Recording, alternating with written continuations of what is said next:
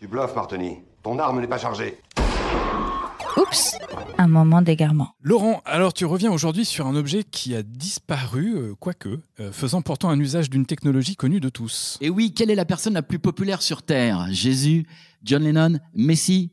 Aucun des trois. La personne la plus connue au monde, c'est Harald Blatand, un roi viking, danois même, ayant vécu au Xe siècle, qui avait la particularité d'avoir les dents pourries. En même temps, les dentistes, ça courait pas les rues à cette époque. Donc il avait les dents grises, Harald, voire bleues pour l'une d'entre elles, ce qui lui valut le surnom de Harald à la dent bleue, Harald Blatand en langage viking, Bluetooth in English. Et ça doit lui faire bizarre à Harald de trouver son nom sur 5 milliards d'appareils par an, car oui, ce sont 5 milliards de devices équipés de la technologie Bluetooth qui sont vendus chaque année. On peut dire qu'Harald a conquis la planète après avoir réussi à unifier son pays, puis à rassembler le Danemark et la Norvège. Mais ce ne fut pas facile tous les jours.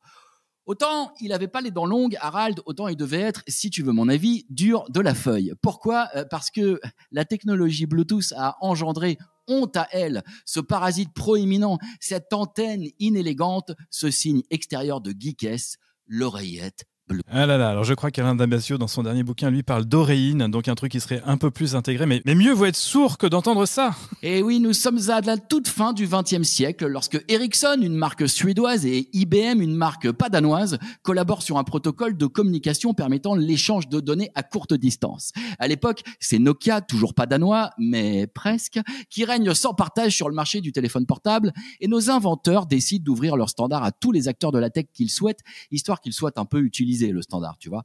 Mais avec quoi un téléphone portable peut-il bien communiquer à courte distance en 1999 ? Avec quoi ? Eh ben avec rien.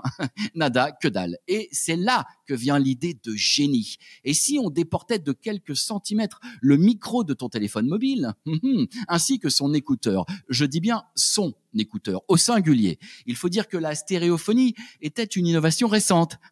Je déconne. Elle avait été inventée en 1881. Mais bon. Et l'être humain, quant à lui, disposait de 2 oreilles depuis pas longtemps. Sauf un peintre, toujours pas danois, qui n'en avait qu'une, d'oreille. Mais pourquoi, après tout, s'échinerait-on à améliorer un système défectueux ?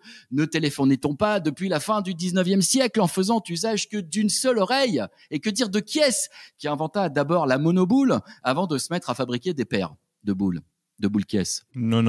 Alors là, c'est fake news, Laurent. Je crie à la fake news. Kies a toujours fabriqué des paires. D'ailleurs, je tiens à te signaler que Kies était une divinité romaine. Et toujours pas danoise. Exact. En 1999, donc, le Comdex, un salon techos de Las Vegas, consacre comme innovation de l'année l'oreillette Bluetooth. Cette petite merveille de technologie te permet de téléphoner sans avoir ton téléphone dans la main, mais en ayant une verrue sur l'oreille. Son design est un savant mélange entre un thermomètre et un gros stylo, avec un signal qui clignote en vert, comme ceux des avions, des fois qu'on ait besoin de te repérer de loin.